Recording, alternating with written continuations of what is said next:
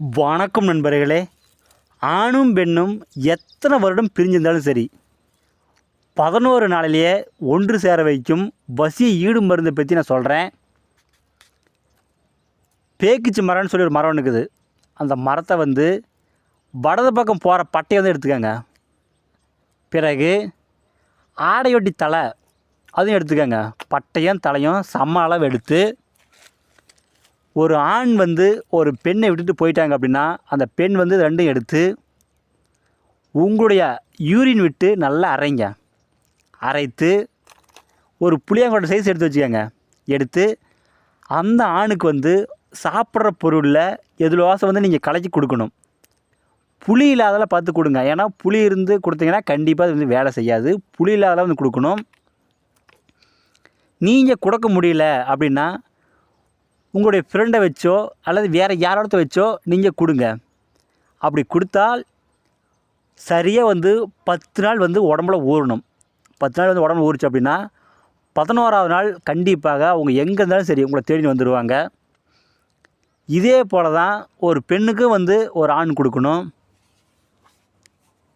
ஏன்னா இந்த மருந்தில் எந்த மருந்து கொடுத்தாலும் சரி 10 நாள் உடம்புல ஊறினா மட்டும்தான் அது வேலை செய்யும். ஏன்னா இன்றைக்கி வசி மருந்து கொடுத்துட்டோம், நாளைக்கே வேலை செய்யுமான்னு கேட்டால் அது வேலை செய்யாது. இந்த காலத்தில் நிறைய பேர் வசி மருந்து கொடுத்தா உடனே வேலை செஞ்சிடும் அப்படின்னு நிறைய பேர் சொல்கிறாங்க. அது எல்லாமே பொய். அது எல்லாமே உங்களை ஏமாத்துகிற கதை. ஏன்னா அவங்களுக்கே அதை பற்றி முழுசாக தெரியாது. இதெல்லாம் தெரிஞ்சுக்கங்க. அந்த பேக்கிச்சி மரம் சில பேர்த்துக்கு தெரியாது. ஏன்னா மரம் இங்கே பக்கமாக இல்லை, அது பாரஸ்குள்ளார போகணும். நான் கண்டிப்பாக அந்த மரத்தாண்ட போயிட்டு அது வீடியோ எடுத்து நான் உங்களுக்கு யூடியூப்பில் போடுறேன். ஏன்னா பக்கமாக இருந்தால் இப்போ உடனே வீடியோ எடுத்து நான் போட்டுருவேன். அந்த மரம் பக்கமாக இல்லை. நான் கண்டிப்பாக வீடியோ எடுத்து போடுறேன். அந்த மரத்தோட பட்டையும் தலையும் ரெண்டும் சேர்த்து நல்லா கருக்கி புனுகு, ஜவாது, கோரசனா, பச்சை கற்பூரம், அரகஜா இதெல்லாம் சேர்த்து மை போல் அரைத்து தொடுவசி மையை கூட நீங்கள் பயன்படுத்தலாம். உங்களுக்கு நல்லா அது பலன் தரும். இதெல்லாம் எங்கள் தாத்தா எனக்கு சொல்லிக் கொடுத்த முறை. இதை தான் நானும் பயன்படுத்தினுக்கிறேன். நீங்களும் இதை பயன்படுத்துங்க. ஏன்னா நிறைய பேர் அதுவும் சொல்லுவாங்க, அதெல்லாம் நம்பாதீங்க.